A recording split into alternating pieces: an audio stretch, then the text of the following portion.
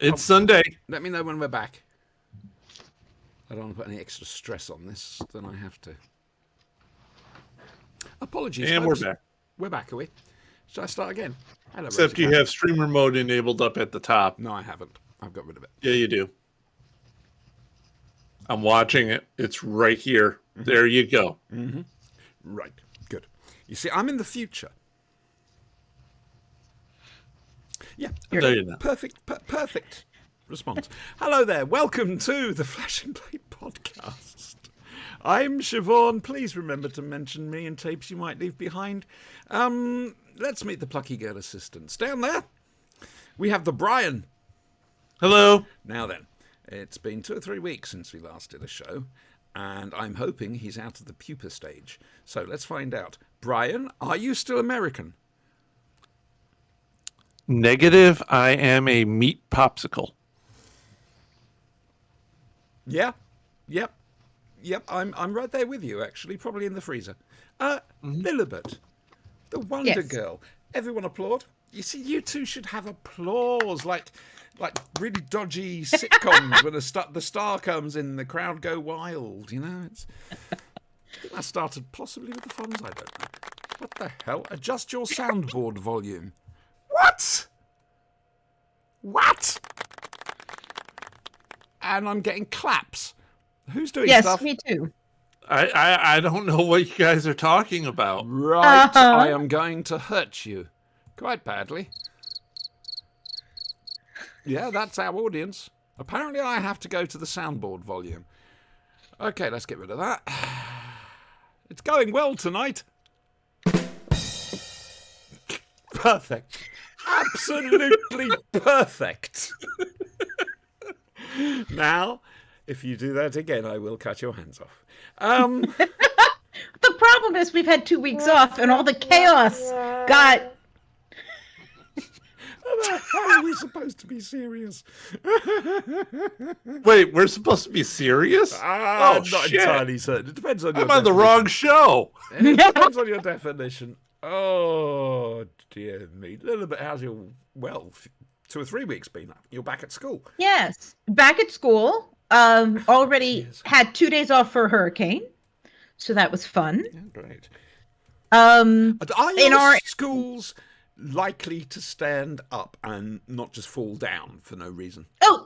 yes, They yes. are. Would you like to ours turn are- around and tell... Ours are built as hurricane shelters. Right. Would you like to turn around and explain to the British government how that works? We've got a lot of schools shut over here because of something called RAC. It's an aerated concrete, which is now starting to fail all over the place. So schools have had to be shut. There's hospitals. Gatwick and Heathrow have got problems. It's everywhere. Did they put it up because it was super cheap? I don't know. I mean, we're talking a long time ago that it was used. But I mean, face facts, the Romans have built buildings that are still in existence now. When in doubt, follow the money. Oh, yes, always. It's usually because it was a very cheap material, and they put it up and then cut costs and could, No, put that money in other pockets. That's Well, usually the how it government knew goes. for 5 years and did fuck all until a couple of days before the new term started. Oh, my shocked face. Yes, we've seen Yeah. that before. Yes. Yeah. Sorry, I I've think- interrupted your whole what I did on my school holidays. Yes, I do think that if the government didn't fix a problem that they knew about, the government offices should have to move to the schools that are falling down, and the schools should get to take the nice government offices. Don't see a problem. What if the government offices have also been built by the lowest there denominator? are some like that as well. Well, in which case they get to take the nice millionaires' offices who profited from using the cheap concrete. No, they won't do that. I guarantee you, they won't do that. Well, no, they just- won't, but they should. But I agree. Socialism. They should. Sorry, They won't, but they should. I'm a socialist. Live with it. I'm a socialist talking to one of your constituents. What could possibly go wrong?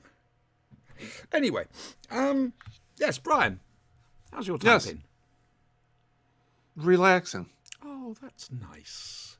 Yeah, it's been nice. It's been quiet. Oh, that's really good. So you're happy? Yeah. Oh, we'll soon put paid to that. Right. Yeah, it'll end soon. Yeah, we're back now. The holiday's over. It's yeah. Yeah. I got quite a Now bit to you share. have been up to adventures, haven't you? I have, yes.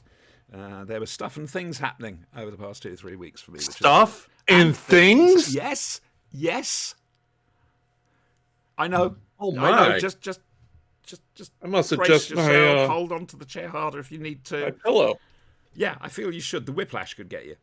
Yeah, Yeah, man. if I don't adjust properly, there, I'm fine. Is that okay? We're safe now. Is that okay? Yeah. Can I'm I not, continue? oh no, I'm not safe Okay. anymore. Okay.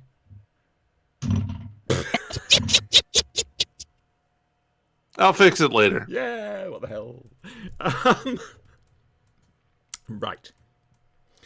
Trying to think where to start. Well, last weekend, Adam and I drove up to Hooverville, up in Derby. Went up on the Friday.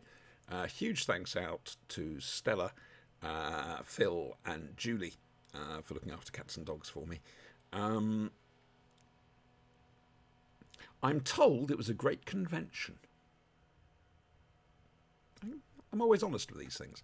The thing is, I'm not really a convention goer per se. I like the social side. It's been the same ever since the 90s when I first started going to conventions. I'd rather talk to people than sit in a panel or get autographs or photographs. I just don't do that stuff. And so I did my panel, which was first thing in the morning. It was an open-ended time slot, so I took it from, I think, 10:15 till 11 o'clock, which is a good time. We didn't have Stephen Noonan for personal reasons, very understandable personal reasons. There's a good chance that might have been my fault, actually. Anyway, I hope I'm loud enough. But the no, the dog's come back in. That's nice. So I was just interviewing Jonathan Carley, the War Doctor, Tim Trelaw, the Third Doctor, and Michael Troughton, the Second Doctor. It was a fun panel, I hope. I hope the boys enjoyed it. I hope the audience enjoyed it. I can't judge these things. I'm hopeless at doing anything like that. You know, it's a case of you watched it. What do you think? You know? No, we didn't. There's no video There's of no it. video, I'm afraid. No. Tim, I think, who was supposed to be videoing stuff, decided, because it was in the side hall, because the main hall was being used, or rather the John Hurt Theatre was being used for a recording for real time. They had, I think, Sophie interviewing Sylvester in the first thing for about an hour and somewhat. And then at the end, they had Sylvester interviewing Sophie. Again, it's just for a special release thing that they're going to do. It made us overrun quite badly. It was a very fun day. I enjoyed the interview. I was a bit perturbed about something Michael Jaston said. Basically, that Ncuti Gatwa is an exercise in box ticking. The irony here being Ncuti Gatwa a couple of days before had been reported as saying anybody who thinks it's box ticking exercise can go fuck themselves. So I saw that quote. and quite right too. They always choose the best actor for the role at the time. It's that simple. What else would you do? The fact he happens to be black should be immaterial. It should be immaterial. Anyway, yeah, but I spent the rest of the day, from 11 o'clock onwards, sat outside the cafe. Just chilling. Chatting to people, meeting new people, meeting old friends, apologising to people because I couldn't remember who they were. Well, the trouble is I only see some people once a year at Hooverville, and only maybe for a couple of minutes or something. And I forget. You know what my memory's like. I just forget. I know one person was slightly put out by it, but I can't help it, I'm afraid. Short of taking a photograph and sticking a name tag on you, I think that's about all we can do here. But it was a lovely, relaxing day. It really was. We were in a different hotel than normal, down by the river, which was nice. So it meant the Saturday evening, we went and got a burger. Were there any vans? Down by the river. Nothing. Entire Chris Farley reference wasted on you. Okay. Who? It's a Saturday Night Live He's reference. constantly so optimistic, isn't he? And every time. It was the 90s. You should know this. We wouldn't have seen 30 years ago. We wouldn't have known Saturday Night Live. The only chance we get to see Saturday Night Live is YouTube clips. So, sorry. Different country. Bizarre. I've never understood why no one picks up Saturday Night Live to run over here. I know it's American-centric, but so it should be. Because it would be at midnight. Well, no, because they could Well, no, do a it would be at recording 5 of o'clock in the morning, so it. it's Yeah, no but longer They Saturday. could show a recording of it the following day. To be fair. On a Sunday? Yeah, why not? Kind of loses the whole Saturday Night Live. Yeah, but you could still keep the initials. SNL still works. All right, delay it a week and put it out on the Saturday. Or show the old reruns like Nickelodeon did. Rosie, nobody wants to You see know, your phone. if I Go could do be something bothered, else. I'd worry about you. Why? I don't know, I can't be bothered. See? Anyway, it was Do you a lovely smell day. toast? No, not yet. I always thought it was almonds. Anyway, huge thanks to Steve Hatcher and Andrew Mark Thompson, who will be a guest here possibly next week. He's coming to watch a Kolchak episode. It's one he's requested, which is fair enough. So we shall do that. And yeah, it was a good day. Another good day was yesterday. I'm still dead from it, but it's the 70th anniversary of the first broadcast of the Quatermass experiment. And as a result, John Deere, who's a producer, got together a cast. I should imagine he was severely egged on by Toby Haydock. Toby loves his Quatermass. Pretty safe. Yeah, man. We've had him on the show talking Quatermass. It's just blissful. And so what they decided to do was to restage the Quatermass experiment. Now, not as a full play, so to speak, but as a radio play. So the scripts would be read as they were on the night, but they would be read, like a radio performance rather than a televisual performance, which I think made perfect sense, quite frankly. I'm trying to think where to start. Met some old friends. Hello to little Alan Barnes. Hello to Phil Newman. Hello to Anthony Clark. Hello to Ian Levine, who forgot something, which was funny. Episode 2 of the Quatermass Experiment. The tele-recording of it was, you all right? Having a good sneeze? Yes, just muted so you all didn't have to listen to it. Yeah, I have to do that. And that's what I'm doing when I'm... Even if I bend mute over. it, you'd hear it. I am sure. Yes. Anyway, what was I saying? So you were saying episode 2. Yes, The Fly on the tele-recording. Colin the Fly. That's what he's called.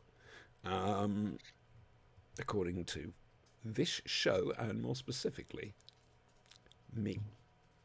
Anyway, so I'm watching this, obviously, in incredibly uncomfortable seating. Alexander Palace, it's something you need to look at. Though I get the feeling it's run like a charity. As a charitable thing. I'm not sure. And there was a fly going around the auditorium, going through the spotlights and everything, and I just thought to myself, that is beautifully poetic. 70 years ago, just a few feet away, same thing happened. That was the icing on the cake, quite frankly. Perhaps it didn't want to be left out of the script. Quite right, too. Like I say, poetic. So poetic. It was lovely. Mark Gatiss played Professor Nebulous, Quatermass. Bod alone only knows. You see, a little bit gets that reference. You might actually like Neblas. As I expected, I wasn't expecting that response. Anyway.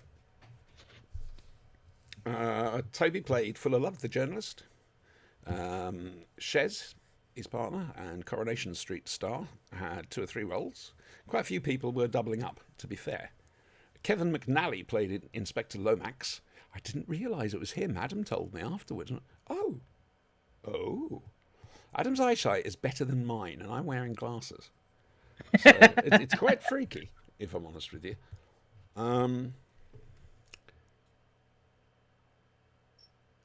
They had the original musical cues and some of the original sound effects, which were played in occasionally, possibly too loud. However, a couple of the cast members weren't used to this sort of performance, I suspect. They had... They need to work on their microphone technique. That's what I can say, like actually using it. Dan Starkey was there as well, being brilliant. Different character every time, and bang, you don't realise it. Was he ever a potato? No. Horrible it was. Horrible. Anyway. Be kind to Kippers. So, we got 2 viewers. I need to look. I need to see. My eyesight's blurred. Why is my eyesight blurred? No idea. Hello, bots. I know you're there, Brian. So that's nice. If anybody actually is out there, not you, Brian, but if anybody is out there, feel free to say hello. Just one. Oh, the RPG got botted yesterday. No. We got our first bot offering to buy viewers and everything. Sweet. How quickly did you manage to block it? Because there's a competition for space. I didn't even notice that they did anything. Nobody was watching chat. Oh, right. So how did you know? Did you just, when you I saw that when I was about to sign off. I'm like, oh, we've been botted. Fair enough. It's a rite of passage, I believe. Yeah. So that was an absolutely lovely evening. It was the hottest day of the year. However, I would like to give thanks for my disability blue badge, which basically means I can park in certain places which are a lot closer to buildings, and I don't have to pay, and it's good. We have those too. They're handicap parking. Yeah, essentially. So I was very glad about that. The heat, though. Jesus, the heat. My car... Did you melt into a puddle? Yeah. My car on the way up was managing over 6 kilowatt per hour. It was... And that was its economy. And that's... Well, Adam was amazed. Let's put it that way. It was that good.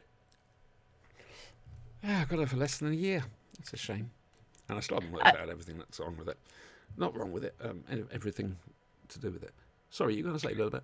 Well, yes, we had, in the recent hurricane, we had an interesting EV car-related phenomenon, which is that if they get flooded with seawater, they explode.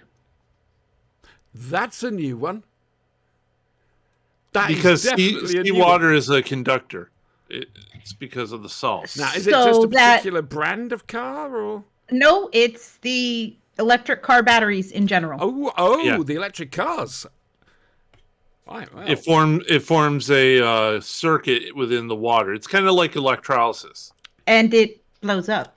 So we had car fires that then turned into house fires. Oh, God, that's going to be used against... After the hurricane. Green stuff. Well, We're all doomed. Either they figure out how to somehow just shield them. Well, yes, but there's still... People are going to use this as an example of why things are, shouldn't be used. We're going to stop this green revolution thing and all that. What they said on the news was... If your area is going to experience flooding, or it's likely to flood, move your car to higher ground. And if your car did get wet, do not store it near any buildings.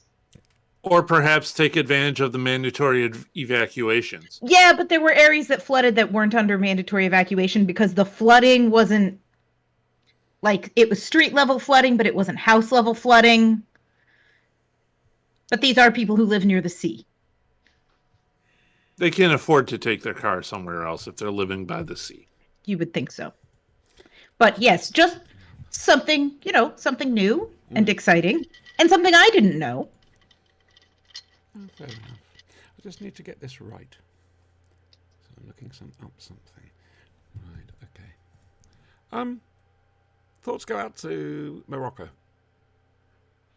Last I heard, it was 2,000 people were dead through that earthquake. It was a 6.8, Yikes. I think, which is quite strong.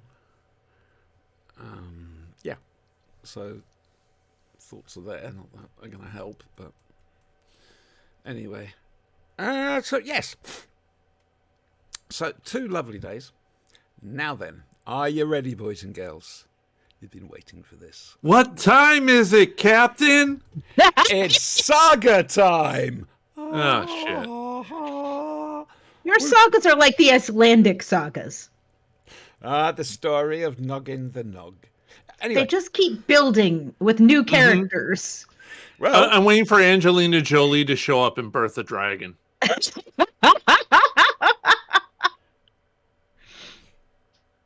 What, you've never seen the animated Beowulf? Don't bother. It's awful. It's horrible, but, they got a lot right in that. No, they really, really didn't. Okay, the animators got a lot right in that. Basically, just Angelina Jolie's naked for the whole thing. Those animators were good and no accurate, wonder. from what I hear. Watch that prevert. I'm just saying. Hell yeah. I got it on DVD down here. The saga continuums. It's still Guinness. The Guinness Trust. Everyone say hello, Thomas. Hello, Thomas. Hello. Hello, Thomas. Right, now, I don't know if I've mentioned it, but we've got like a residence organising committee to put pressure. You're passing out torches and pitchforks. Yeah, essentially. And we got to the point we managed to get them to come for a meeting with the residents. They left incredibly depressed. The residents or the Guinness? Oh, Guinness, because they had no idea. They just had no idea what it was like. And they have put their money where their mouth is. Now, it's going to take time to get the repair service working properly. We understand that. But our office, it's been closed for years on the estate, is now open again twice a week. Oh, So you can go in and chase things up and get things done.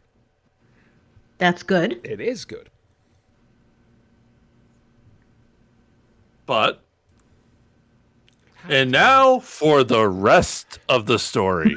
I haven't been able to have a shower for over 2 weeks Why not?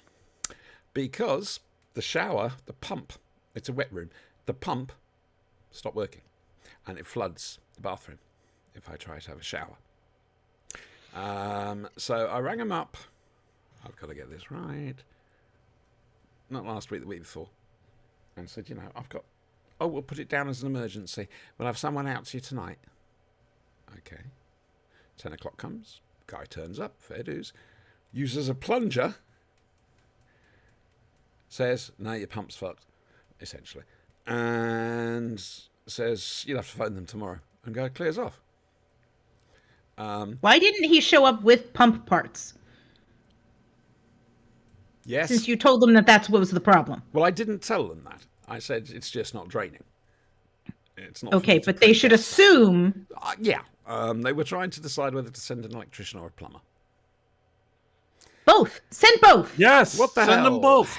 Anyway, And you want to stay in this hellhole. we left it in a filthy mess. Of course. I posted the picture online. And, I think my cleaner's coming tomorrow. I'm just going to tell her to leave the bathroom. Because I had to go to the office because I was trying to get them to do something and trying. And so in the end I went to the office last Thursday to see, right, let's see how good this is. And he said, right, hang on, I'll get them to make an appointment for you now. So that's this Tuesday coming. It's hugely an emergency. Obviously, I can't bathe. I'm disabled. I'm fucked. But an emergency means 4 or 5 days, and it's been 2 weeks so far. So we're going to find out on Tuesday what's happening, because people are supposed to be coming to sort it out. So I will report back next Sunday. I think you need to channel your inner Margot. Ooh, now you see the problem with the inner Margot. I don't like being like that. This is why you need a pocket American. I know, I know. No. I mean, quite frankly, that's not bad. For those of you who want to actually get out of America, you could be employed as not pocket Americans, obviously, but, you know, a PA. Emergency backup Americans. Yeah, Yeah. emergency backup American. Yes. Karen on call. Yeah, man. Doesn't even need to be a Karen. Irate customer on call with a baseball bat. Just someone who is unacceptably, not unacceptably, just unequivocally not going to take no for an answer and not going to get off the phone until the problem is solved. Yeah, I'm not very good at that. My friend has been known to go down and stand in someone's office and stare at them until a problem is solved that was promised to have been solved a long time ago and was not adequately solved. Hat taken off.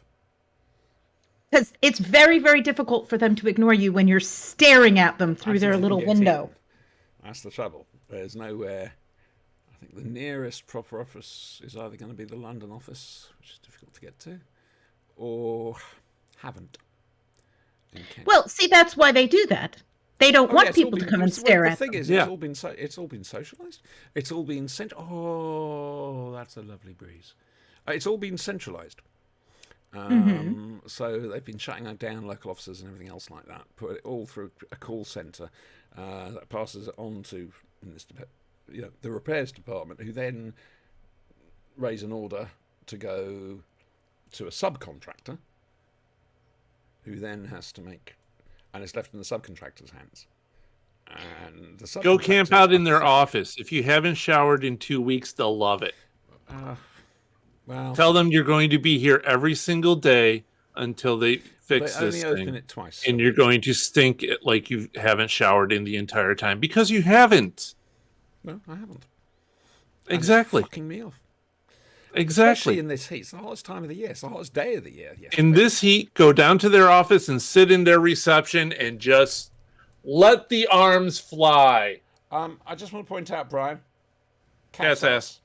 Yes, Okay. Rosie, you've been fed. She's just being a nuisance. No, you're paying attention to something other than her. You must know the Oh. rules by now. Yes. Yeah, quite. See, The Tormund reason knows the better than to Egyptians- get up on my desk. Well, yeah, but that's because you're a brute. I'm not a brute. I just, have a spray bottle. Well, this I- is what Oh! was in its formal life the dining room table, which is now in the living room because the dining room is too small for it. But I don't actually eat meals here. I have work and stuff and computers and things. Cats. Yes. Cat, go find something else to do. She has been fed. Well, that's nice. Anyway, so we'll find out what happens on Tuesday. So this is now Showergate. Yeah, I was trying to work out. Or you could call it Watergate. Lack of Watergate. Mm-hmm. I think these need to be run past Sinister, if I'm honest with you. He's very good at these sort of things, but those are good So ones. be it. You know, Watergate just makes perfect sense, quite frankly. That was a good one. Right. Yeah, I think that's it. It's only half an hour in. So, yeah, good. Shall we do what we came here for? What did we come here for? Hopefully, I remember remember. the stories. It's Yeah. Inferno. It's not hard. Well, I listened. I actually did all my homework 2 weeks ago. Yeah, me too. Homework? Yes. And now, from the world's of BBC Television's Doctor Who, it's Doctor Who.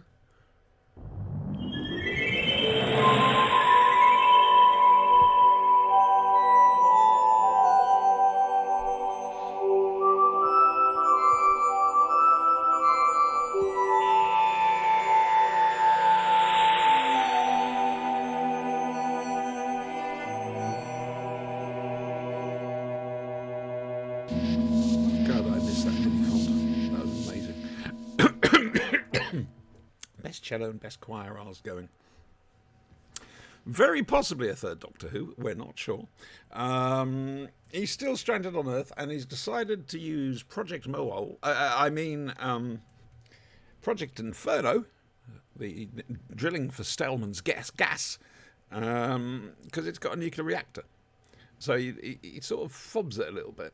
And he's there as a special advisor, thanks to UNIT, but essentially he's more interested in drawing power from the nuclear reactor to get the TARDIS console working, at least. The TARDIS itself isn't there, it's just the console looking so incredibly battered. I mean, there's bits of the central column that are just missing. And that used to be such this beautiful, delicate dancing arrangement. Anyway. Yeah. The trouble is, they've had a problem. Stellman refuses to listen to reason. He's the guy behind it all. Played by Olaf Pooley, rather well, in fact. So much so, the phrase, Miss Williams had that man shot, springs immediately to mind.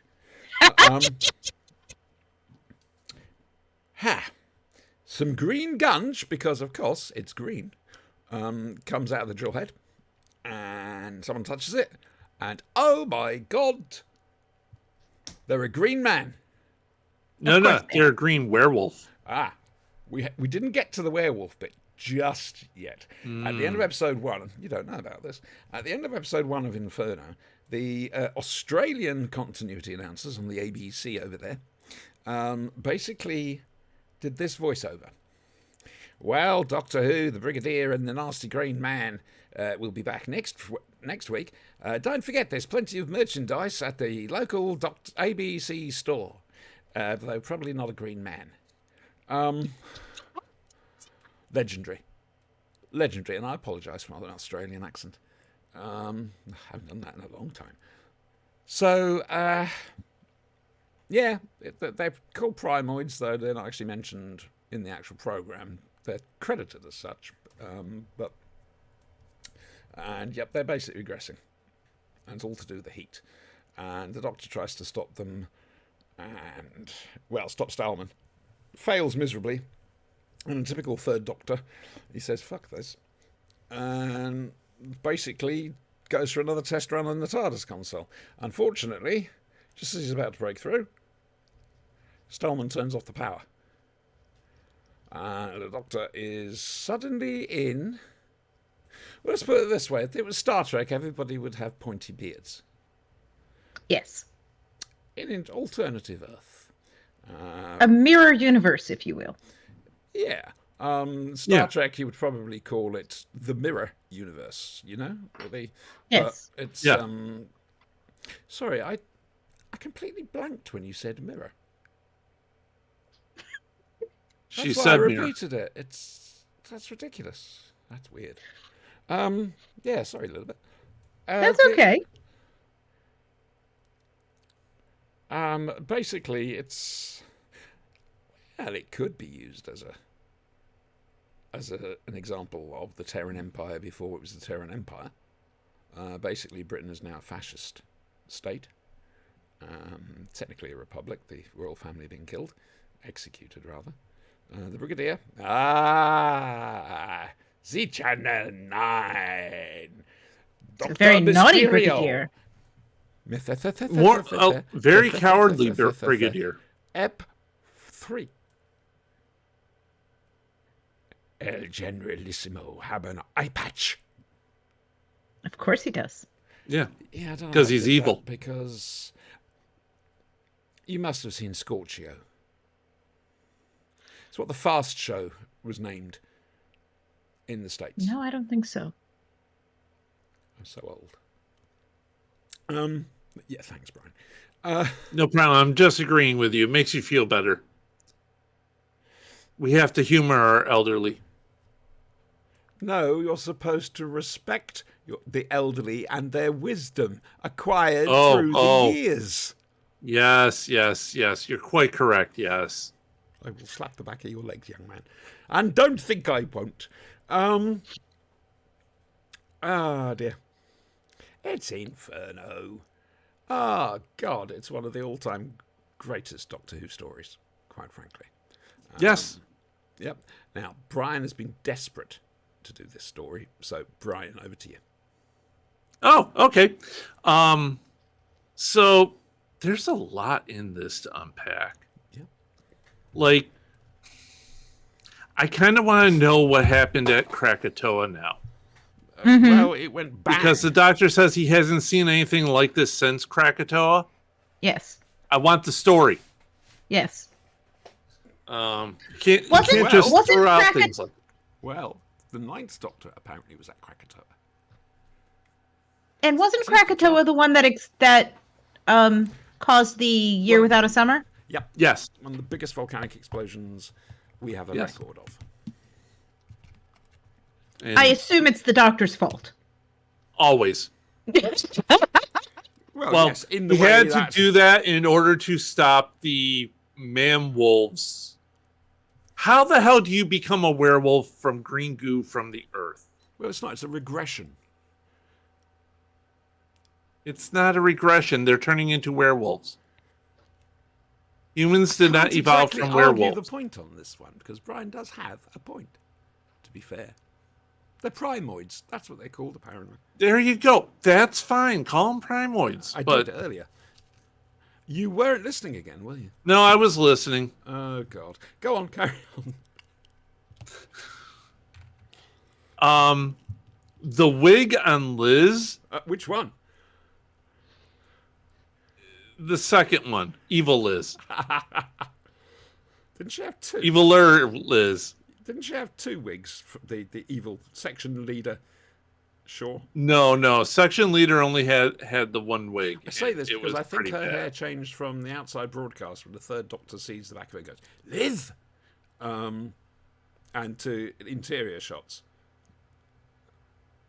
I don't know. I It's don't know. possible. I don't know. It is possible, but wow, that Evil Liz wig was bad. Special wig. Bad. Now, did they make the Brig actually shave his mustache? No. Throughout the classic run, except I think for Battlefield with Sylvester McCoy, the moustache was makeup. Oh, okay. Well, that's a little bit more disappointing, though.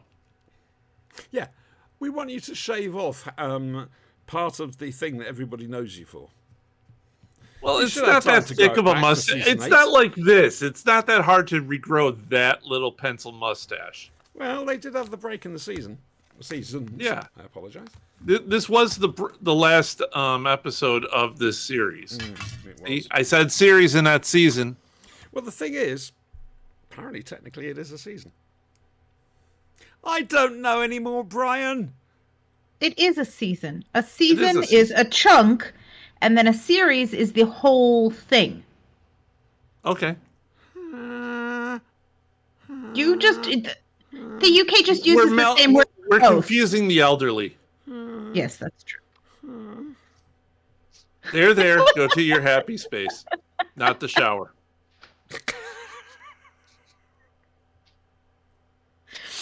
I hate you so much. Anyway. Right. Carry on. Dear God, carry on. So it appears that Stallman is a dick in both universes. Yes. Yeah. Yes. He has He some already great has a fake arguments beard. with. Yes, he does, and he has phenomenal arguments with Orville Redenbacher. Yes. Who he wants Miss Williams to have shot. That's going to keep Who him has a name, but that's all I could think of when I saw him on screen. And Benson, really, for being in it so much, he doesn't get much of a part, though. Benson. No, Benson. Yeah, What are you Sergeant talking Benson. Who's Sergeant Benson? Benton. Benton. Not Benton. Benson. I thought you were talking about the bloody butler in Soap. Butler? No, the butler in, never mind. Yeah. He had his own show. Yeah, okay. He did. Had a Well, he spin-off. gets sent, at one point he With gets René sent out. Auberjonois. I've got all these guys, and I've got the guys together, and we're gonna do a thing. And the brigadier, And they're just sitting around loafing. playing cards and stuff. It's his Yeah. role, man. What are you supposed to do? Oh, If you well, try no, and I go anywhere, agree. you'll be I shot. wouldn't have stayed playing cards. I would have gone home. And then he goes back in, and he gets turned into a werewolf. The thing He is, does. it only takes one idiot to just follow orders, and they'd be shot for deserting. Well, except you're going to get blown up by the volcano anyway. You don't know that. Nobody actually went out and told the troops what was going on. They know it's But bad. they could see the lava. I'm pretty sure that was marmalade, but okay. Yeah. Can I just say I'm happy this world is dead now? Funny you should say that. Cutaway Comics. Cutaway Comics have a new thing coming It's out. Before Inferno, what was that alternative world like? It's a new comic series. That could be interesting, I think. It's kind of like Marvel's What If. Yeah, and there's various things they can riff off. I mean, it got done, sort of, with The Master in the BBC books. They found a way to survive the end of the world and move to the moon. And the Master's alternate is there. He was trying to help them. They betrayed him, got the secrets of the TARDIS. And in fact, our Master has to kill him. Because he's... I really need clicky eyeballs. What? The cat. Oh, righty-ho. I'm finding Clicky something eyes. useful to do. I Sorry. love it. You know animals are always welcome on this show, much to some people's annoyance. I say some people, that presumes you have an audience, and we know better. I had a misremembered a thing from this episode. Oh, please. Ooh. Sorry, tell. this episode, Because- this story, Well, this this season. story. I thought the story was the one where the doctor was down to like his undershirt fixing a thing. Doctor and Because I thought Silence. that's what it is, but I thought it was this one because I knew this one, like everything was so hot and the AC, That makes sense, to be this fair. is what I remembered it in. But he really looks and- bedraggled by the end of it. Right, and everybody's like, hot and disgusting by the end of it. Liz Shaw I can't sympathize. do wobbly acting. No, not very good. bless her. I do like her though, Oh, but so do I, but it's a shame. I can see why Barry Letts decided no more. But at the same time, they should have had Joe as well as Liz. So you could have had the clever companion. yeah, or overlapped. A little Yeah. bit, Like, yeah. It Had was a very yeah. sudden. I don't know. She left the series to have a baby. That apparently is what happens. So you know, want to get Hey. pregnant, work on Doctor Who. But I do like her in this one, and it's because she is when the doctor's not there, she's the one who's trying to kind of defend him. Yeah. And keep his secrets and try really hard not to say, oh, he just disappeared in the TARDIS. We don't know what happened. And the other thing, and I don't remember the character's name because it was 2 weeks ago, but the young assistant, Petra. Petra, that's her. Williams, yes.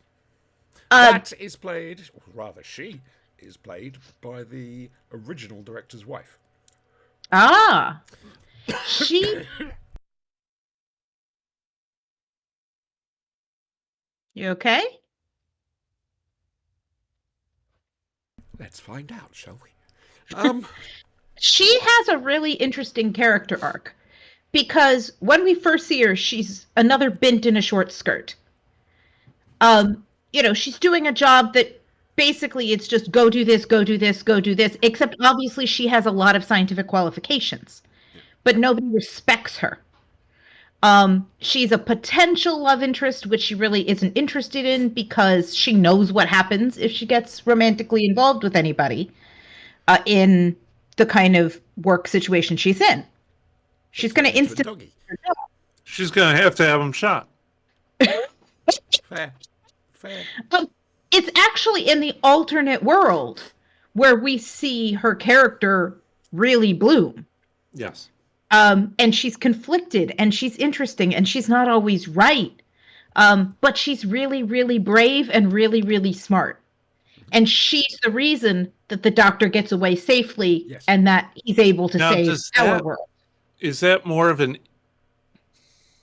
influence from the guy who's hitting on her, or is that I more think that her innate being decency is. the alternate, the opposite of the other world? I think I- this Petra has an innate sense of decency buried in her that all this brings out. We don't get to see it in our world. Yeah.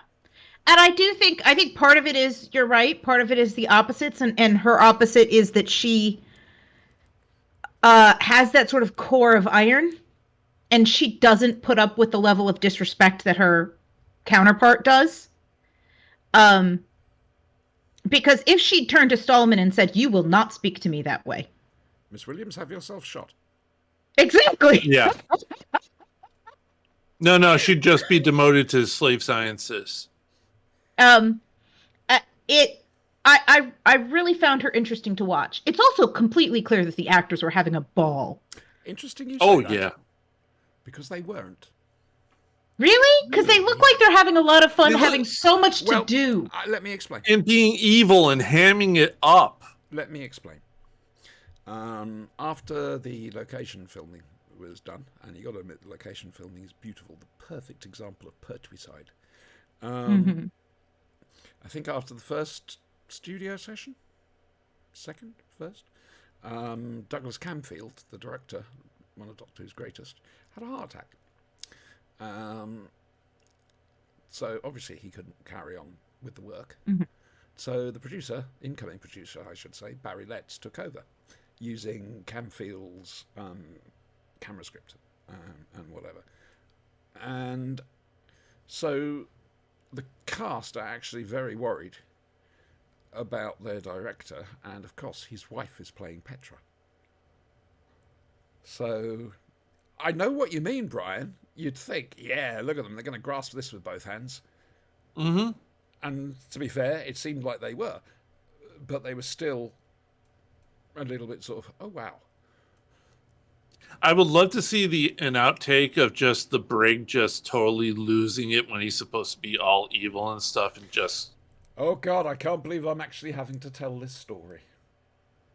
This needs some sort of proper introduction. Ladies and gentlemen, boys and girls, aunts and uncles, I give you the eye patch story.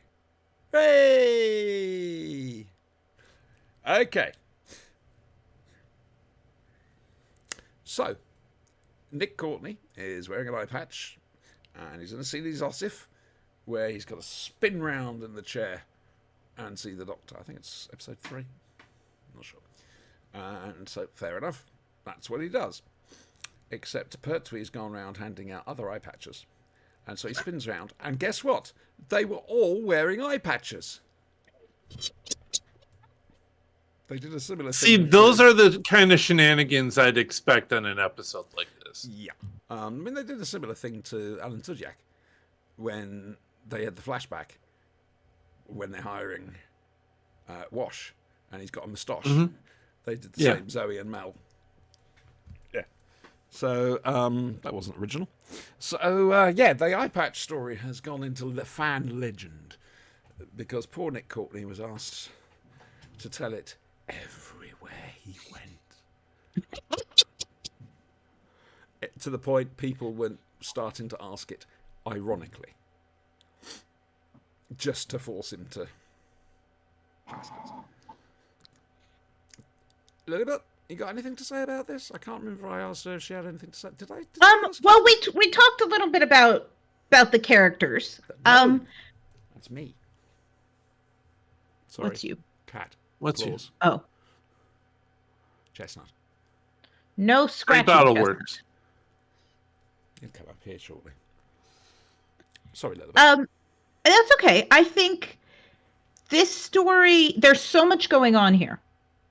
Because it takes a while to set up the original problem in our universe.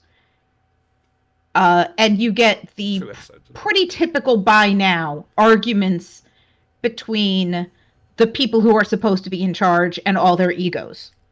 Mhm. Stallman's ego can't fit in the building with him. Drill pressure's gone up. It's probably what's setting off the volcano. Why am I wearing the wrong glasses? So all of this character stuff is kind of what we've grown to expect.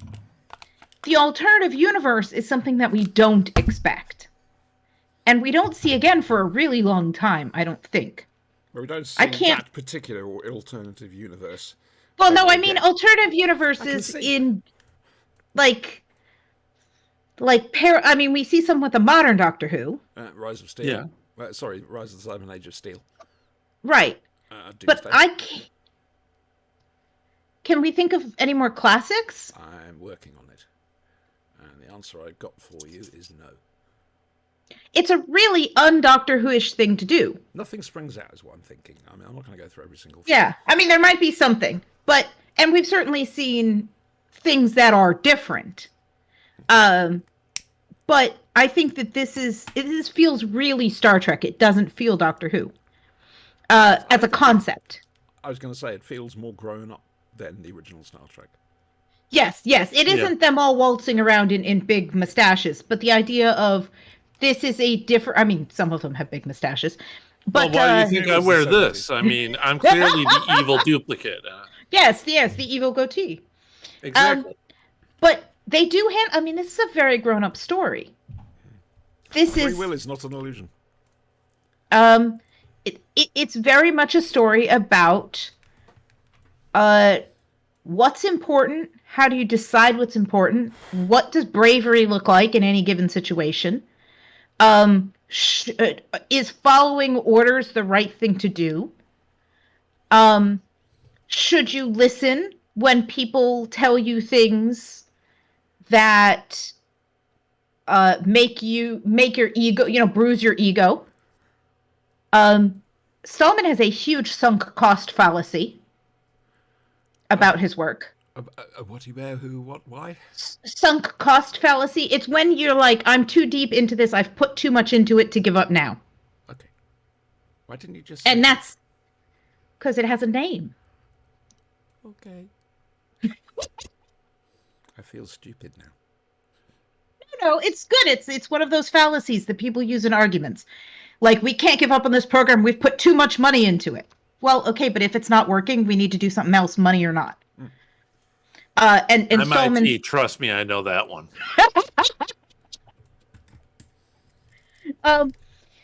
So it's a really complicated, interesting character piece of a story. And it's kind of fun to see characters we know and love being evil. But it's also scary. Mm-hmm. Yeah, because when the Doctor... the effect on the kids who were watching at the time. That must have really thrown their heads. And the Doctor turns up, sees the brig, and is like, oh my gosh, thank you so much. Finally somebody I can trust. And he can't. And he turns around and they were all wearing eye patches.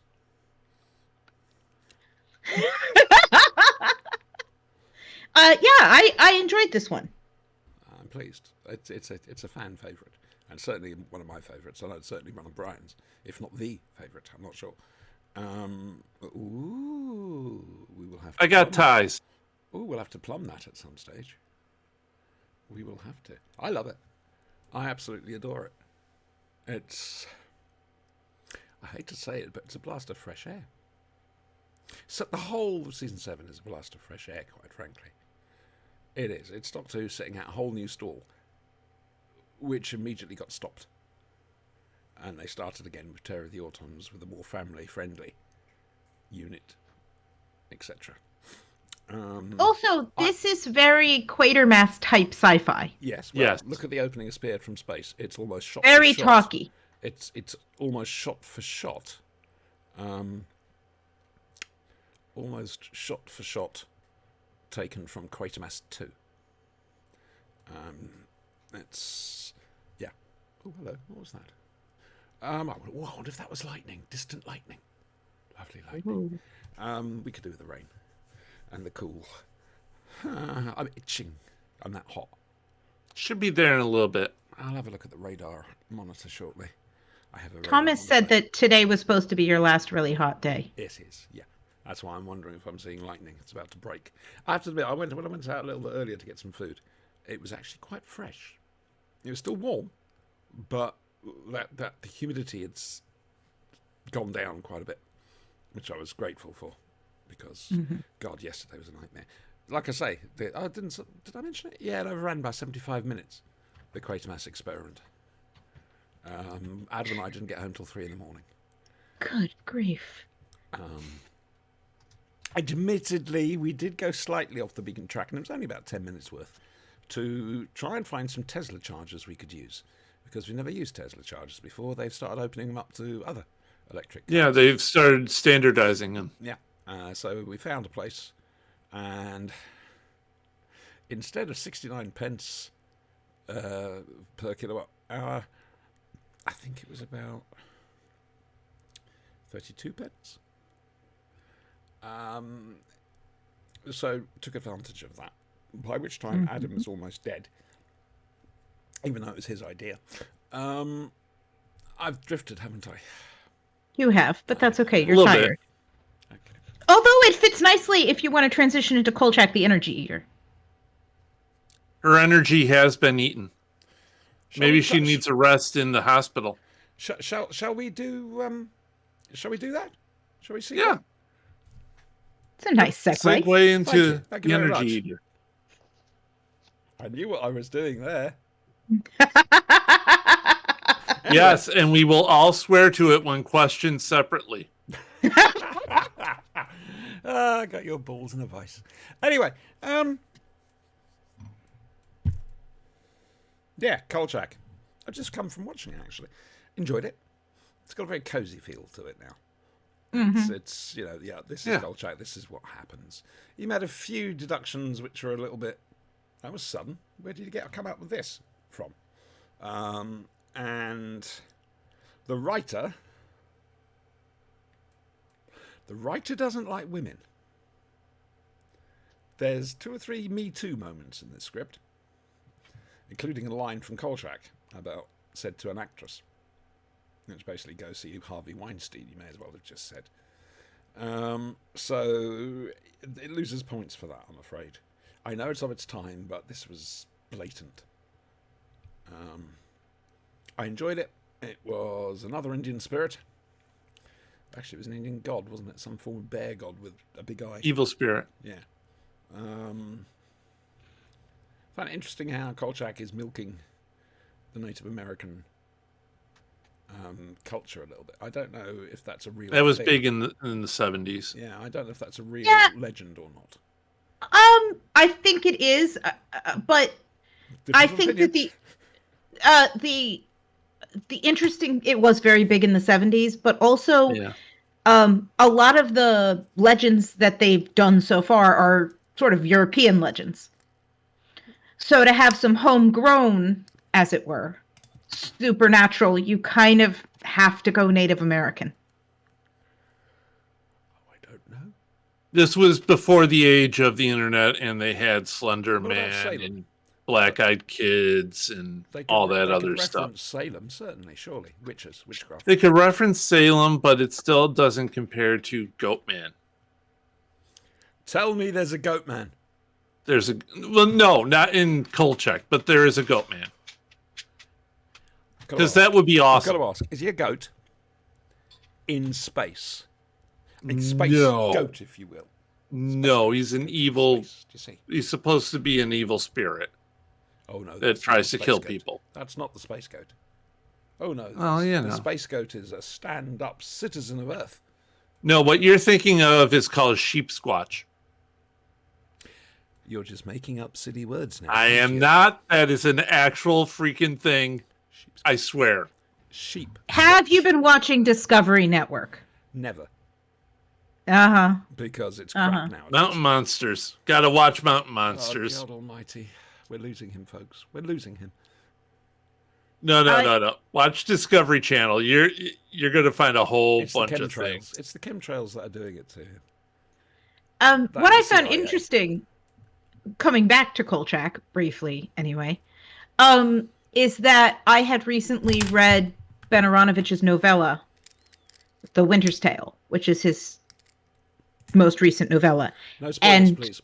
No spoilers, but there are connections to similar Native American mythology in a not the same area of the country, but not that far off,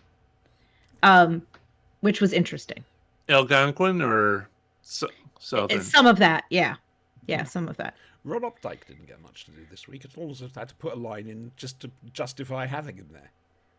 Yes. Poor Ron. Miss Maisie, we love. Is it Miss Maisie? The elderly woman in the... Yes. Ron Updike's very easy to remember because his name is essentially what he is. He's so... Miss But Emily.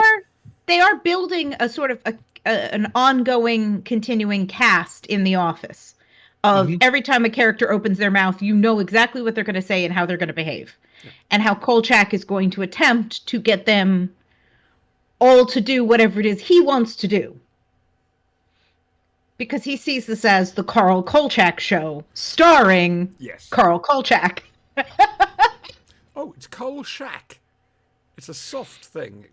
He made a point of emphasizing it in the show. Kolchak. Oh, really? I didn't hear that. Yep. I have to admit, I was sort of... Really? He did it a couple of times. And his name, of course, is Charles. Yes, it's Charles. Charles Kolchak. Especially when he's on double dates. Again. And boy, did they get rid of her fast, didn't they? Ooh, yes, you blink and she's gone. Again, the writer. Complete shit. It was a blink and she's gone and never to be brought up again. Mm-hmm. Did you enjoy it a little bit? I did. Again, I watched this 2 weeks ago, so it's fuzzy. It wasn't one of the standout ones, I would say. It's interesting. It's a little different, but I wouldn't say like, oh, right, I'm going to remember. But I do remember the denouement is kind of different than we've seen before. Denouement. It's a French word. I don't know where we get it from, but it's denouement. Not now.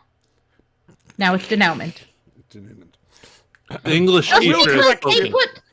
If they're going to put letters there, I'm going to pronounce them. It's a French word. If they don't want me to, well, yes, it's good for them to have things. Well, it's like a chameleon. Chameleon? I mean, Tom Baker doesn't count. If they don't want me to say letters, don't put them in the word. Exactly. That's just cheating at Scrabble. That's closing your mind to the languages of the world. It's a form of nationalism. English isn't its own language. It's about 4 languages in a trench coat trying to get into a movie it's too young for. I'm pushing denouement. It's French.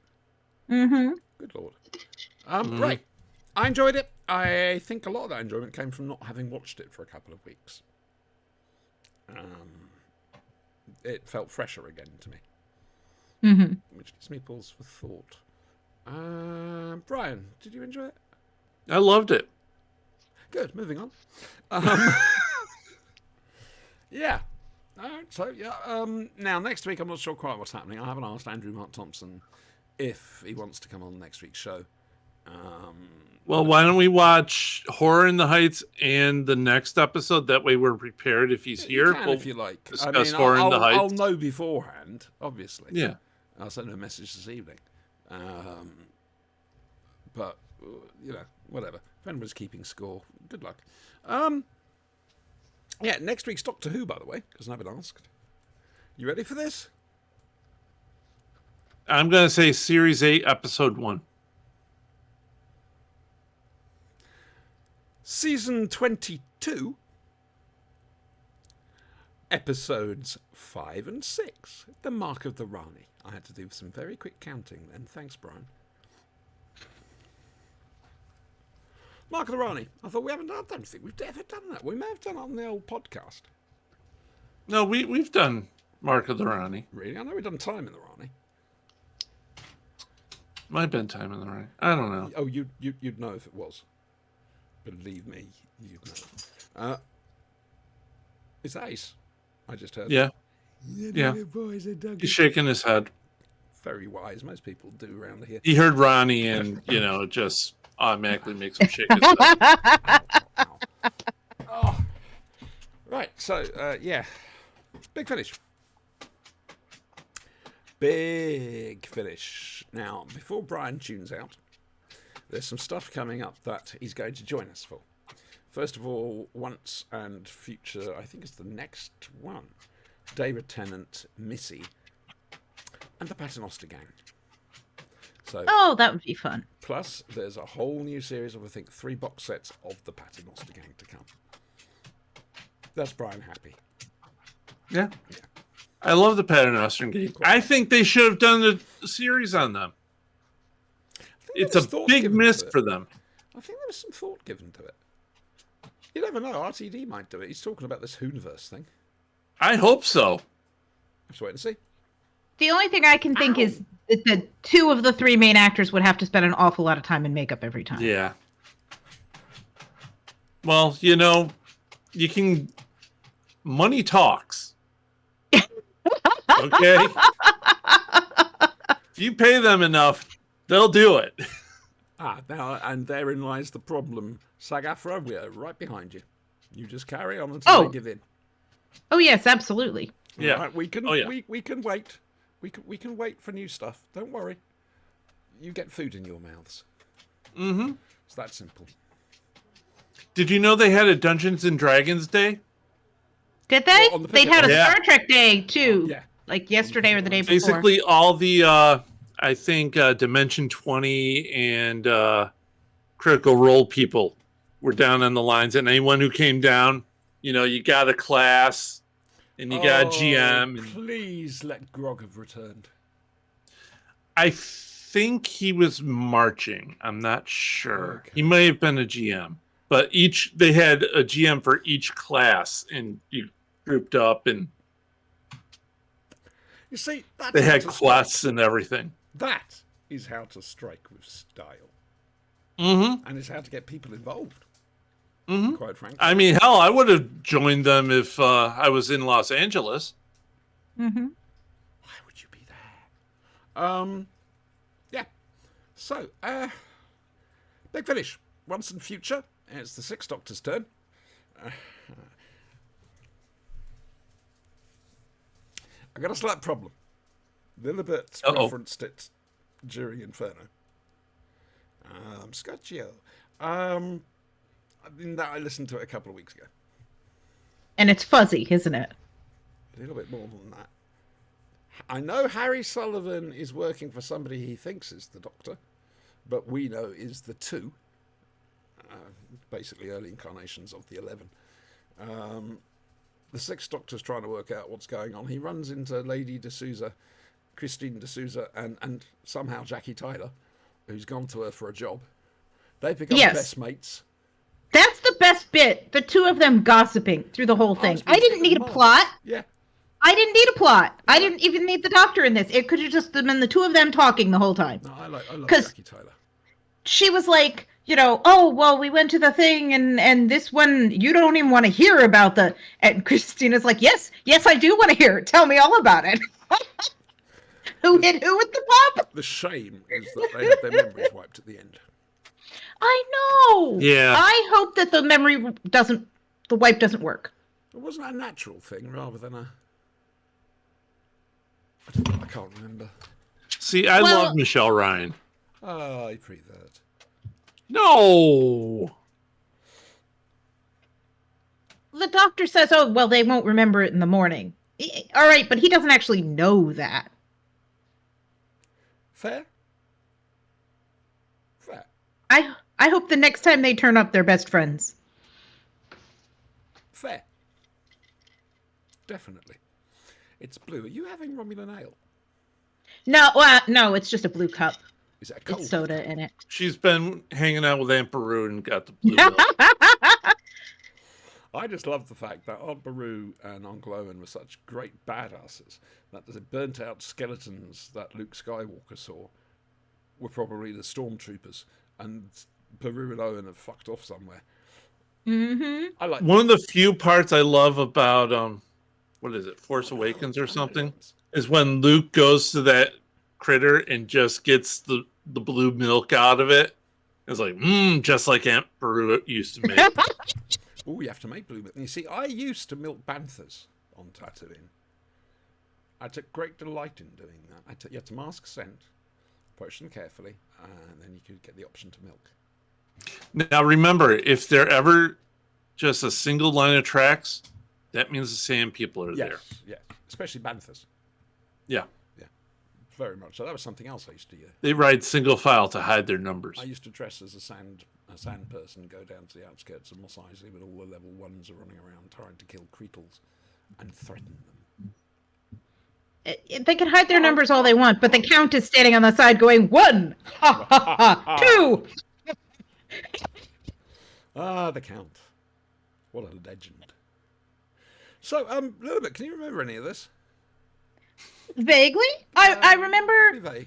the Doctor having the conversation with Harry where Harry thinks he's working for a future incarnation of the Doctor, and that this Doctor doesn't know. And because it's Colin's Doctor, he has to call him an imbecile. Yes. And, which is a pity because I like Harry. He's not all that bright in this, bless him. But he's kind of gotten roped in because he thinks he's working for UNIT. But see, deep down, he knows there's something sus about the whole situation. Interesting. Because there's so much where he's like, Harry is a good person. Yes, very much so. Harry's a deeply loyal person. If he really, really, truly did not think that he should have told the Doctor, he would not have told the Doctor. So I think he's started to have, because he's starting to ask questions, isn't he? And he's not getting answers. Mm-hmm. And he's getting told things like, "What? Oh, there's nothing down there. Don't even worry about it." Like, he's getting told stuff that he kind of knows isn't the full truth. And I think that's why he gives in. And I like that he's one of those characters that he isn't the brightest in the world, but he's a good person. He's a good doctor, and he's very good at coming up with poison gas. Yes. A little bit worrying, I feel. Yeah. Hush, hush.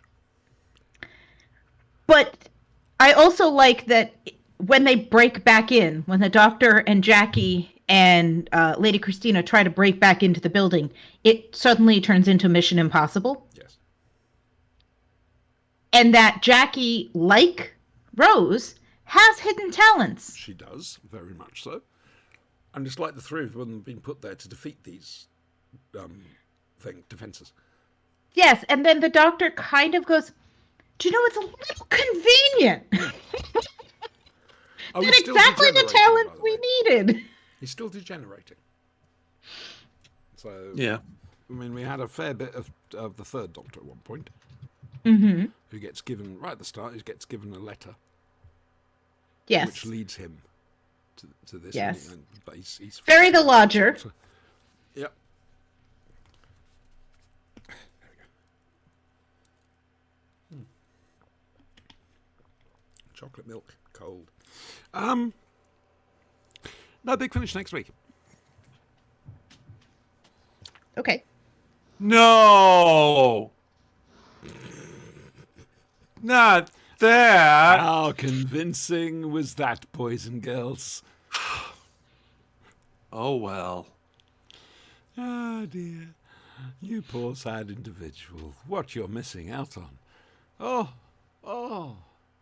Basically, it's very useful for filling time when you're bored, quite frankly, and I get bored a lot. So, I mean, I use my imagination, don't get me wrong. I've got a very potent imagination. Yes, but it generally gets you into trouble. No, not anymore. It used to get me into trouble when Dave was involved. That's true. His imagination got him into trouble an awful lot. I'd propose something and he would double it. Mm-hmm. Yeah. Mm-hmm. Yep. I used Eddie Izzard's example to refer to all of that as poking the badger with a spoon. Yes, fair. Finding new and creative ways to cause insanity. Or, indeed, to try and kill Warwick Davis. He nearly killed Or Warwick that. Davis. But I think that was largely an accident. Large had something to do with it. Right, so last up, Babylon 5. Is it The Road Home? I think that's what it's called. Oh yeah, yeah. Yep. Have we all seen it? Yes. First of all, good. Just after Sheridan and Delenn leave to go to Minbar, the Minbari are building a new energy generator using new technology. And unfortunately, I think it uses chronons. Tachyons. Tachyons. And Sheridan gets unstuck in time again, but it's more than that. He gets unstuck in the multiverse. He then flashes from time to time. We see a universe which was alluded to in Babylon Squared. And also, come on. It was the two-parter. The two-parter where Sinclair came back and they were War Without End. There we go. Got there. Where basically Babylon 5 is under attack by the Shadows. And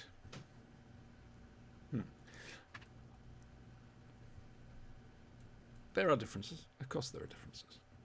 For a start, Ivanova is wearing an Earth Force uniform rather than Interstellar Alliance. One of the things that disappointed me about this, and don't worry, there's plenty that pleased me, was that suddenly the Shadows have got pink shields and they fire pink blasters. They And saw they the look Barbie like movie. squid ships. Yeah, They don't look like spiders anymore. Yeah, it was. I didn't like that. I just thought, oh, you turned them into just ordinary troops. The threat of them is suddenly, Their job is shadow. Yeah. Exactly. There's another bit where he meets himself. Season 2, season 3? Can't remember. And he has to persuade them all. And then Zathras turns up. Sorry, that's my mistake. It was Zathras that turned up. No It's one listens to Zathras. Zathras. No one listen. They're all connected. Yes. Via the Great but we Machine. suddenly I find like out that they've they're got a group huge- chat. Yeah, Mhm. they're a huge collective, essentially. There are millions They're an of Zathras. autonomous collective. Yeah. Yeah. Anyway, and he works out that Sheridan's breaking the multiverse through all these jumps, and they've got to try and get him to the point where he can actually make the jump home, leading to some interesting stuff. I had problems with it to start with. I mean, great Sheridan, yep. Tracy Scoggins was there, though she looked nothing like she does in real life. Obviously, there were some recasts, sadly. On the whole, though, the recasts did very well. The man playing Richard Franklin's role. Garibaldi. Doctor Garibaldi was very good. Doctor Yes. something or other, and I can't remember what it was. Franklin. Thank you. Franklin. So it wasn't Richard Franklin, it was Dr. Franklin. Dr. Richard Franklin. Anyway, I thought he was good. I thought the Garibaldi was okay. How did you feel about Jakar? Yeah, me too. The problem I didn't like there, the redesign. It was... What the hell do you do with that voice? Andreas Katsula. Yeah. had such a distinctive voice and accent. That My big thing was the redesign of the character. Because if you notice, it looks... I had a question. Is that Jakar? Okay, my only defense, I guess, there is that we're not 100% that is Jakar. That is because he says to Sheridan, Sheridan's like, Jakar, is it you? And he's like, if that's who you're seeing, then yes. Right, when he's So it's conversing with actually the like- universe, yes. But it's like when Sheridan's he's arguing with projection. Londo, Yes, Because- that's true. that needed to That's happen. yes, that's him. Yes. Well, I'm yeah, going to it say did. this now. It felt like Babylon 5 when Londo appeared. Yes. It's a case of that voice, that accent, those lines. That's Yes. Londo. This is Babylon 5. and suddenly, bang, all was right with the world. They didn't have a Strange. Veer. Did you notice that? Who? Veer. I don't think Veer was in this episode. He was. Right at the start, they almost reinterpret when they leave Babylon 5, and you've got their replacements stood in CNC's window, and at the back you've got Veer. It's shown again in this, but in that he had a beard. In the cartoon, he's got a beard and whatever. So The moon-faced assassin of joy. I love that. Best line ever. I used that on poor Stephen Brennan. Oh dear. Silence, you moon-faced assassin of joy. Yeah. I like to combine it with a line of Sylvia Plath's poetry, which goes with "No day is safe from news of you." She's talking about an ex-boyfriend or whatever. Yeah, so no day is safe from news of you, you moon-faced assassin of joy. It's a beautiful. Yeah, it flows. Yeah, Very it nice works. indeed. How often do you get a Yeah. chance to use it? Whenever I can. I approve. Usually in my head, quietly. Ah, right. I see. I knew it. I bloody knew it. She's anyway. Somebody's thinking of co-workers. Anyway, did we enjoy this? Or local politicians. Did we enjoy this? I did enjoy this. It has been a very long time since I have watched Babylon 5. We used to watch it religiously. And Dave and I had started a rewatch and then got distracted. And I think we had just about gotten to the Shadow War. It was so sad. Sorry.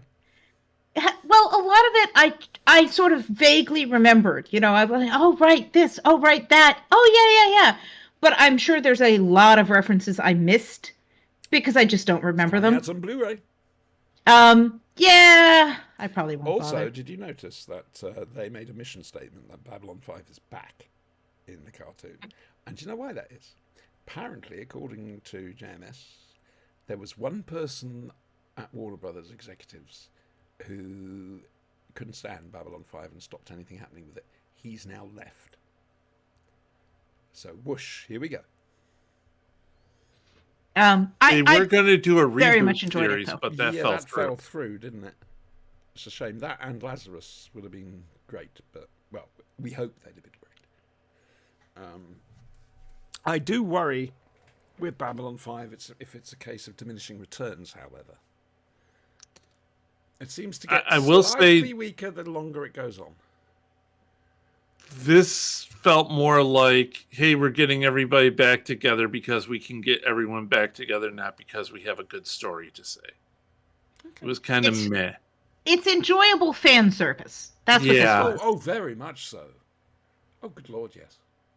I mean, you had to know what was going on in the Babylon 5 universe to understand what was going on in this cartoon. Oh, yeah, it's a cartoon, by the way, folks.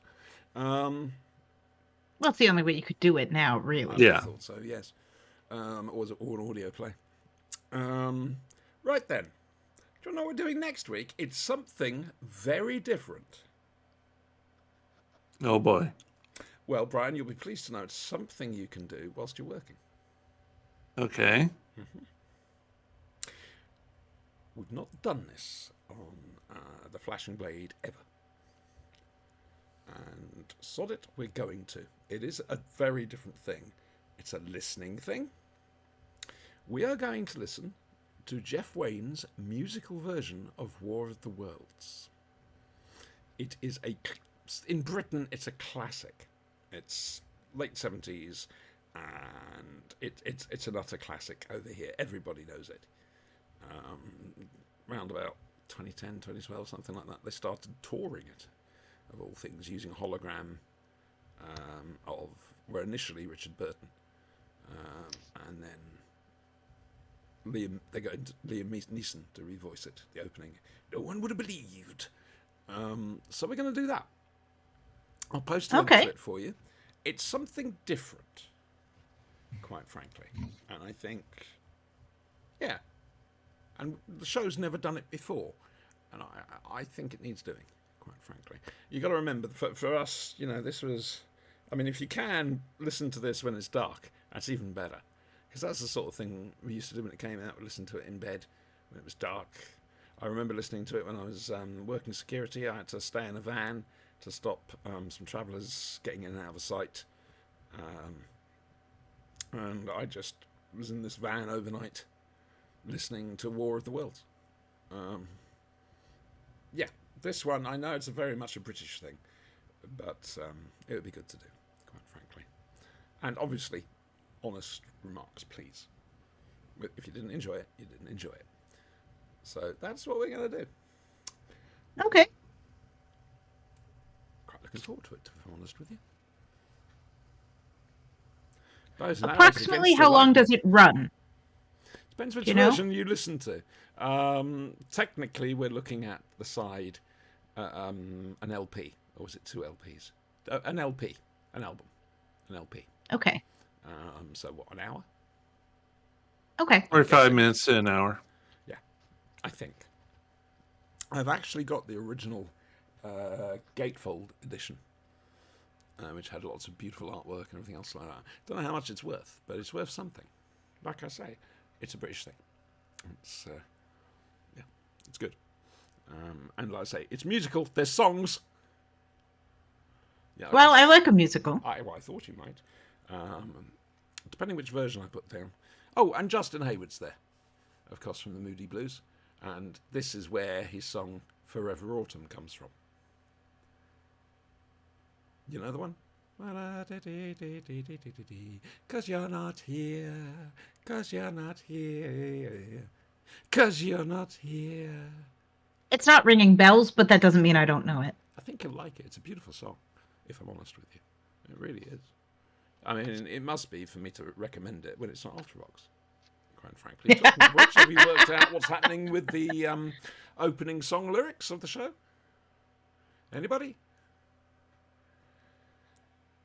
I am feeding caviar to pigs.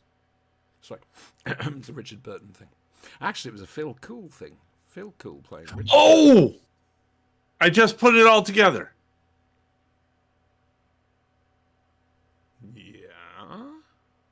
Oh. John Hurt, 1984.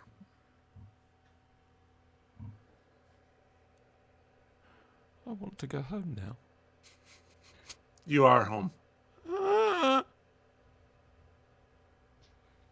This show is breaking me, bit by bit. This is what happens when you have a plucky girl assistant who's been around as long as Brian. I didn't have gray in my beard when I started. That's very I blame true. her. Very wise, I would. Well, I have a nice lady who I'd pay lots of money to get rid of all the gray. I had my hair done the Thursday before Hooverville. They have like beard coloring stuff, but I'm just like, no. Just for men. Yeah. It's No. a case, are you really that vain? No. If I you- earned every one of these. Fair enough. I mean, all right, I can't really talk because I'm not losing my hair. Touch wood. My family's always had a good head of hair. Yeah. I'm okay. I'm pretty okay. But I've forgotten what I was going to. Oh yeah, hats. Hats, your friend. Don't wear a wig. Don't wear a Make toupee. my ears People stick out. will notice and they will titter behind your back. Don't do it. We used to have a bus driver. No, it was a photographer for the Jersey Evening Post. And he turned up to photograph whatever it was he was photograph, and he had the world's worst toupee. Yeah.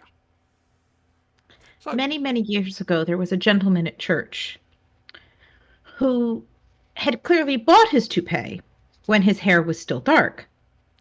His okay, hair was no longer still dark, but his toupee was. just for men. That's what you needed. Just for men. Have you ever seen American Hustle? No. No. Oh. Is it based on the BBC Hustle? No. You have to watch it because Christian Bale, he's balding right in here. He puts down this tuft of hair, glues it in, and then combs whatever he has left over it. It's horrible 70s, but Oh, see, to me, Christian Bale is forever from Newsies. He can pretend to be a big proper actor all he wants. He's in Newsies. And Empire of the Sun. And I really would have liked him to do Batman as a musical because he can sing. And Batman is definitely open to being like, I'm standing on the top of this building brooding because I can and I'm depressed. It could work My beautifully parents are dead. yeah, it could work as a musical. You know, how dare you, big villain song. It would work. And he'd just interject every chance he gets. Because my parents are dead. Yes. Can That's why the Lego movie Batman thing worked. Can I point out two things? First of all, they tried that with Spider-Man. Yeah, but Spider-Man, I like. Yeah, and then I they like went on Spider-Man, to become he's a Imagine nice Dragons. boy. And But he's not as interesting as Batman from a musical perspective. okay, right. And secondly, whilst I am very much a Marvel girl, no pun intended, I really must apologise to all DC fans out there. I'm so sorry she said all that. I really am. It's I'm not. uh, I have had a long-running theory After the about last this. couple DC movies, do you think there's any fans left? hey, I mean, the only really good movies have been C and like G characters. Blue Beetle, fantastic movie. I've not seen it. No, I haven't seen that one yet. The trailers Aquaman. looked okay, but they looked a little samey, and I think it's probably the problem of the trailer, not the film. I think the superhero genre actually does need a bit of a rest. It does. With all the Marvel we've had over the past, well, it was 10 years, wasn't it? We were spoiled, which is why they've struggled for the difficult second album. It'll be interesting to see how they cope, but of course, with the writers' strike, it could be interesting. It could make them change their direction. Who knows? We'll have to wait and see. Well, I went yesterday and saw Big Fat Greek Wedding 3, so that was my level of film. Officially, the new Powerpuff Girl live-action TV show has been canceled. It's no longer in development. Well, that was important news. Anyway, moving on. You did a thing last night for Tales of the Astral Seas, Yes, the RPG. I'm guessing there was only Jess and Retta there. yes. Would you care to tell us about it? What you can tell us about it, anyway. So, the two girls got captured, Yeah. while the one girl made her way off it in the mean ship women? safely. That would be you. Do you mean women? Yeah. Okay. So they get captured. Hilarity ensues. Of course. They escape. Were there explosions? There was an explosion. Yes. There always is. Good. There usually is. Let's face it, it's teak. Boom There's an shebang. explosion. Yeah. Jess is. What's the word I'm looking forward to? What's the phrase? Homicidal, I was going to say dangerous to be around. chaotic. Mad, bad, and dangerous to know. Yeah. They made a friend. Ah, is it someone I like? I don't know. You'll find out when you start up. Oh wow, cool! They've still got him. That's They're good. still in space. Gore might have some competition. He's going to have to up his game. Sorry, Maybe. people who watch Tales of the Astral Sea on the Thaco Gaming, either Twitch or YouTube channels, you'll know what we're talking about. Gaw. Gaw is the end all be all. Yeah, man. Yeah, he's my mentor. He doesn't know it, but he is. I'm only 3. What can I say? So, was it enjoyable? I had fun. Okay, that means the others probably suffered. Yeah, I was gonna say, doesn't that mean that other people didn't because you Yeah. enjoy their pain? Oh, no. They enjoy their suffering. Oh, I I just see. make them suffer really bad. This is a mutual enjoyment of suffering. Kinda. I'm the one inflicting the suffering. They're the ones receiving the So suffering. it's a It's a whole sadomasochistic cycle. relationship. Yeah. Yeah, good. Masochist, whip me. Sadist, no. So, anyway, talking of games, Okay. there's a YouTube channel called Something Roll or Roll Something. They play games, board games normally. It's very enjoyable. However, 2 of their more recent videos have got me desperate to play the game they're playing, except it's not a real game. That thing. Communopoly.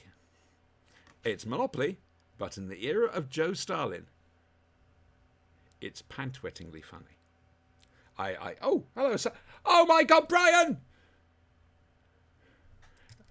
Brian, we've got...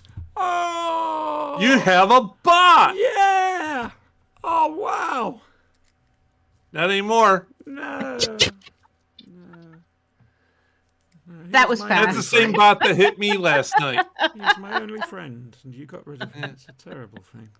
Terrible, terrible thing. But I'd love to play Communopoly. I'd also like to play Dirty Politics again, but that's never going to happen. Unless I can remember how it was done and recreate it. But I remember how it was done. recreated purely for us to play amongst ourselves. Yeah. Not Yeah. Twitch streamed or anything else like that.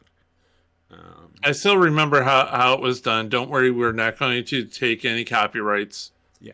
These are people we know. We don't take copyrights No, from people we not know. at all. We're going to try and play it. Not streaming, nothing. It will just be us. You'll never hear about it except in our reviews. Yeah, basically. Because that was so funny. That was just so funny. I would advise a little bit of alcohol for players. Now, the thing is, you have to make the aliens from China. The Wutu Wee. The We love the Wutu-Wee. Wutu Wee, yeah. They're The cool Smurfs. bugs. The little Smurfs from They're China. not Smurfs, and they're not from China. Yes, they are. Okay, right. If you go back and check. I did, and I'm basically NASA have given me the star plot Mm-hmm. that they came from outer space. Or is that Lies. Deep Fake space, news. Is it? Deep space? Fake news, deep state. Yeah. Now, what happens is you basically get given. I can't say because we're live. I'll tell you afterwards. Tell me afterwards a little bit. I think that's it. What are you doing next week? Work. Work. Particularly busy week at work, and I think that's it. I'm really enjoying audiobooks at the moment. So I'm Olivia Dade. If you like very, very brilliant, funny writing with main characters who are fat women who are intelligent and competent and loved for who they are, that doesn't have, and their size is a positive thing, but it recognizes how other people may see that as well. They are usually shelved as romance novels, and there's certainly a happy ever after, because I think that's a requirement of the genre. But she's got a whole And this series is available that, from Audible. well, she's got a whole series that it is available actually, but I'm got it on my library app. I'm basically. I have a saying- question. Yeah. Are there love scenes in this romance novel Yeah, there are. on Audible? Yeah.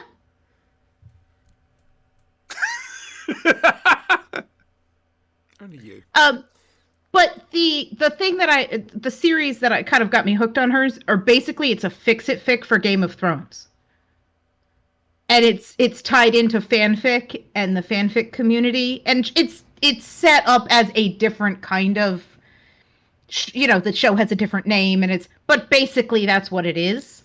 And it's brilliantly written. So I'm re-listening to one of the books in the series, and I've got another one which is not in that series on pre-order. Comedy So I'm or very much otherwise. enjoying that. I can't do fantasy stuff. Same with pure Uh, SF. I can't do it. Yeah, the books are not fantasy. It's the actors who play these characters in this type of show. So it's not it's not actually about the fantasy. They're actors in that sort of show. Right. Okay. So we've broken the fourth wall here. It's gone a bit meta. Not really, but sort of. Okay. Yeah. Anyway, it's really good. Just want to recommend Toby Haydock's Patreon. Some good stuff on there still. more and more and more and more and more and more. I worry the man's working himself to death, quite frankly. He is always coming out with something else, isn't he? It's remarkable. Well, the Quatermass book he was going to do is now going to be 3 volumes, one for each of the 50s TV shows. I am still waiting for Volume 3 of Running Through Corridors when they Same get a here. free 5 minutes. I have asked him occasionally, and it was an interesting look he gave me, let's put it that way. Oh, I saw Reece Shearsmith last night from the League of Gentlemen, Inside Number 9. And I don't know what possessed me, but I waited until he just walked past, and then I just said like this, "Good evening, Mr. Shearsmith." Made him jump. Serves him right. Spooking the rest of us out. I enjoyed doing that. Also, and this arthritis started to hit, and so I'm doing the usual things like this, except that's what poor Victor Caroon, the astronaut who comes back, is doing all the time, twisting and twitching his hand. And I swear blind people thought I was a nutter. But it wasn't. It was arthritis. To be fair, These are not mutually exclusive things. no. But I got a hell of a lot more appreciation for the original from that last night. I really did. The film. Forget the film. Forget it. I mean, all right, it stands on its own. Fair dues, it's got its own merits and whatever. But the TV show, God, that would have been good. It would. I'm hoping Gatiss will get the people together to redo it, the original series, but set it in the 50s. And, don't modernise it or anything else like that. It would be lovely. It really would. If they could do what they did with WandaVision and get back the people who know how to film that way. Well, that's what they did. Inside Number 9 did that.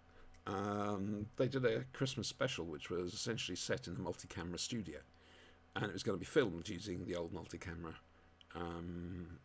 way of doing things. And so they got Graham Harper, one of Doctor Who's best directors, to come in because he had the experience with a multi-camera setup. They don't do it anymore. And I think that's a lost art form, quite frankly. They do it for game shows and possibly sitcoms, and that's it.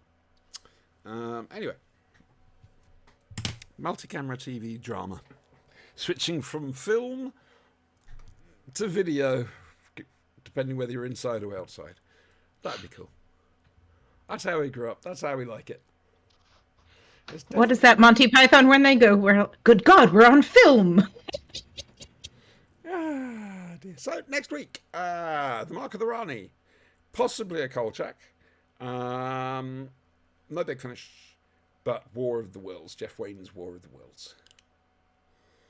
And I really hope you enjoy it, but please be honest. All right? It gives me an excuse to go and listen to it again. I've actually got the concert version in 5.1. It's tempting. It's very tempting. Well, when you said audio, I thought you were going to say the Hitchhiker's Guide radio show that they did a few years back. Oh, the live one. Yeah, the live one. That's what I thought you were, where you were leading. They cancelled the tour the day they came to Crawley and we had tickets for it. Oh, did they? Yeah, man. I'm sorry. David, I did go to see it. Well, Dean... Dinovision recorded most of them and sent them through with the different narrators. Different books. Yeah. I don't know. Hitchhikers. We could do the TV That series. one's... Have you done that one already? I don't think so. No, we could do the TV series. If we can find it, then we'll do it. I've got it on One episode at a time. DVD. I think it's on Big Finish. Or on Big Finish. I think it's on BritBox. It was for a while anyway. We might do that after War of the Worlds. I was thinking The Lone Gunman, but maybe Hitchhikers. And like I say, the TV show, because I'm pretty sure Brian wouldn't want to listen to a radio series. Brilliant though it is. Again, you sit in the dark, either with a really decent stereo. The or a Star really Wars set- radio series I'd be interested in. You see. I remember that being played. That was played over here. Might even have been done over here. I don't know. God, that's going back a long time. Wow. I'm looking at BritBox and I forgot Yeah, everything me that too. starts with the is organized under T for the. Yeah, it's on BritBox. It's 6 episodes. Yeah, Hitchhikers. that sounds about right. Yep. Yeah. I will do that. Week after next. Okay. I'm pretty sure Andrew Mark Thompson might enjoy that if he comes. I don't know. We'll have to wait and see. So, what are you doing this week, Brian? Working. Yeah. Yeah, finishing up my my newest compendium for Foundry. And any chance of playing Baldur's Gate with you guys this week? I don't know. We're kind of Baldur's out. Oh, you ever did it again, did you? Not really. There was some things. Okay, fair enough. Who am I to judge? I haven't played it in 2 weeks because it's been too hot to go near the computer, quite frankly. Forgotten what I was going to say. Oh yeah, I've got a residents meeting on Tuesday evening, and obviously, Oh, yes. the plumber's coming around on Tuesday daytime. Will Guinness be in attendance? Not this. No, it's the organising committee. We have our privacy. We have our plans. Yeah. You have torches and pitchforks handy to slay the beast? Well, we did. I had to keep the Guinness representatives outside whilst they disarmed the residents for the big general meeting. And so I was Siobhan. And best of luck to them, quite frankly. So yeah, that's it. We're done. What do you think? You're right. Oh, I have a John Levine. Oh, I will cue you in. All right.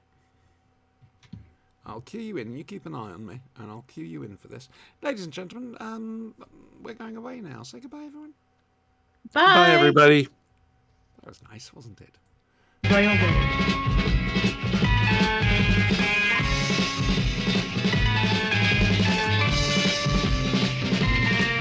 You've got to fight for what you want, for all that you believe. It's right to fight for what we want, to live the way we please. As long as we have done our best, then no one can do more. And life and love and happiness are well worth fighting for. They're well worth fighting for.